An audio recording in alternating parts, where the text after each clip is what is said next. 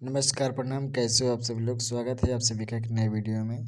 तो दोस्तों, अपडेट जानने से पहले आप सबसे रिक्वेस्ट है कि इस चैनल पर जितने भी नए लोग हैं कृपया करके चैनल को सब्सक्राइब कर लें, ताकि आप सभी को ऐसे ही भोजपुरी की सारी अपडेट्स मिलती रहें। तो दोस्तों, आप लोग को बता देना चाहता हूँ कि आज अखिलेश कश्यप जी रात में लाइव हैं अपने फेसबुक पेज से, और ये गाने का प्रमोशन करते हुए कहा कि आज बढ़िया बढ़िया लगेला का सॉन्ग रिलीज होगा खेसारी म्यूजिक वर्ल्ड से। उस सॉन्ग को लिखे हैं अखिलेश कश्यप जी और मुकेश यादव। म्यूजिक है ए.बी. गुप्ता जी का, और ये सॉन्ग काफ़ी अच्छा है। देखिए, टीज़र रिलीज हो चुका है जो 11 घंटे में 3 लाख से ऊपर व्यूज है टीज़र का।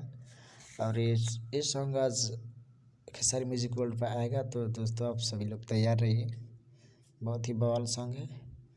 तो दोस्तों, ये अपडेट कैसा लगा? अगर अच्छा लगा हो तो चैनल को सब्सक्राइब कर लीजिए, लाइक कर दीजिए, शेयर कर दीजिए। और आज मेरा चैनल को बनाए क्रिएट किए हुए 1 महीना हो जाएगा।